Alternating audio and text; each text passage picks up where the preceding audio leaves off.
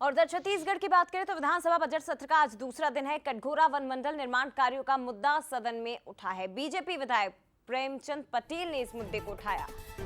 अपनी ही सरकार को घेर 2023-24 और 2024-25 तक कार्यों की स्वीकृति, विभाग को कौन सी निर्माण एजेंसी ने बनाया है, कितने निर्माण कार्य पूरे हुए, कितने अधूरे पड़े हुए हैं, ये सवाल पूछे गए हैं, जिसका जवाब केदार कश्यप ने दिया। 2024-25 में 5,340 कार्य स्वीकृत किए गए, 3,019 काम पूरे हो चुके हैं और 2,327 कार्य अभी प्रगतिरत हैं। अलग अलग तरीके से वन विभाग ही काम कर रहा है और कोई काम शुरू ही नहीं हुआ, ये तिलेश्वर सिंह ने आरोप लगा दिया। केदार कश्यप ये कह रहे हैं कि हमने आपको जानकारी दे दी है। वहीं नेता प्रतिपक्ष ने इस निर्माण कार्यों में जांच की मांग की है। चलिए, सदन के अंदर क्या हुआ, किस तरह का माहौल रहा, समझने की कोशिश करेंगे। ब्यूरो चीफ गौरव शुक्ला इस वक्त हमारे साथ रायपुर से जुड़ गए हैं। गौरव, बताइए जरा, दूसरा दिन आज, लेकिन आज दूसरे दिन क्या हुआ, क्योंकि ये भी बताया जा रहा है कि विधायक महोदय जिन्होंने अपनी ही सरकार को घेरने की कोशिश सदन के अंदर की है।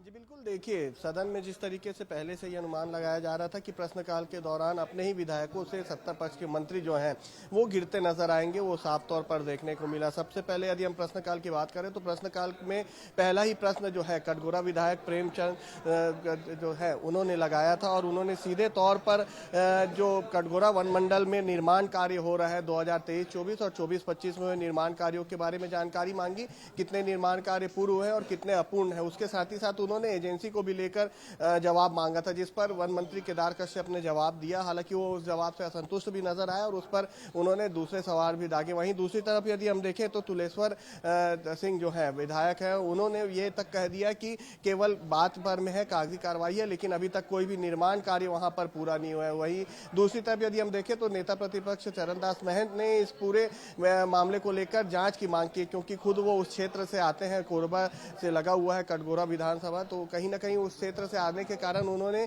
इसकी जांच की मांग की है, जिस पर केदार कश्यप ने यह कहा है कि आप दस्तावेज या जानकारी उपलब्ध करा दें, हम उसकी जांच कर देंगे। वहीं दूसरी बड़ी बात यदि हम करें तो खुद वरिष्ठ विधायक जो हैं और पूर्व मंत्री रह चुके हैं राजेश मुनोंद, उन्होंने जो है मंत्री को घेरा और उन्होंने जो गृह निर्माण सहकारी समितियों के बायलॉज संशोधन है उस पर सवाल खड़े किया और उन्होंने कहा कि इसका जवाब मुझे जो पिछले सत्र हुए हैं उसी का जवाब वापस दे दिया गया है, जानकारी पूरी तरीके से नहीं दी गई है। तो उन्होंने कहीं ना कहीं इस पर भी नाराजगी जाहिर की है और खेलो इंडिया के तहत भी जो सवाल हुए थे उस पर खेल मंत्री ने कहा कि जो जानकारी है वो दे दी जाएगी। विपक्ष के विधायक जो है उन्होंने इसका सवाल खड़े किया था। कुंवर सिंह निषाद ने खेलो इंडिया की जानकारी मांगी थी और उन्होंने पूछा था कि सेटअप क्या है और क्या कुछ जानकारी। उसके साथ ही साथ यदि हम देखें तो भारतमाला प्रोजेक्ट का जो मुआवजे की बात है उसे लेकर नेता प्रतिपक्ष चरणदास महंत ने सवाल पूछा था और जिस पर राजस्व मंत्री ने कहा है कि जो जानकारी आपने मांगी है उसके तहत आपको जानकारी दे दी जाएगी, लेकिन इस पर हस्तक्षेप करते हुए खुद विधानसभा